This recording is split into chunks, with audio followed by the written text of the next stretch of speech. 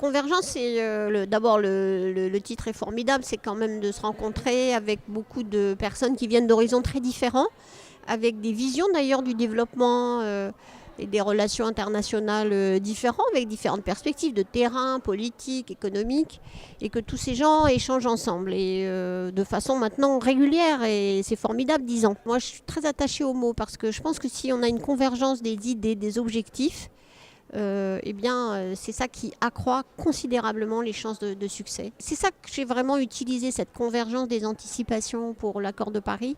Il y a des choses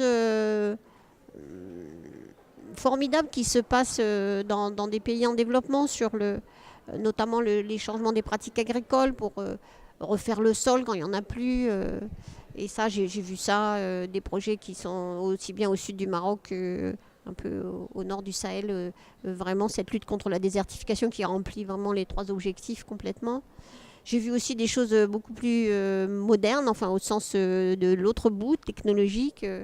Le fait qu'on fasse maintenant des voitures qui peuvent être alimentées par les panneaux solaires qu'on produit, enfin qu'on accroche sur sa maison et qui rendent indépendant de l'achat d'énergie. Ce n'est pas facile à faire comprendre que ces initiatives ne sont pas des projets, mais des façons de transformer les choses que tout le monde peut adopter.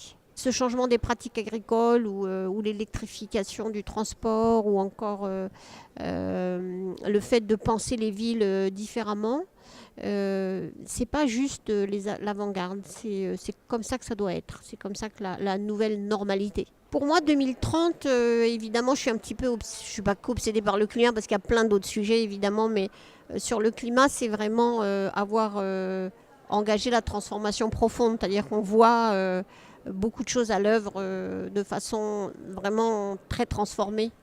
Et puis j'aimerais bien qu'en 2030, ça soit vraiment l'affaire de tous les citoyens et qu'on brise la glace. Que cette question de séparation entre les questions de l'emploi, de la santé, de l'éducation, qui sont les questions de tous les jours des gens, de leurs revenus, de la pauvreté, des inégalités, soit vraiment pensée ensemble avec les questions de durabilité. On n'y est pas encore.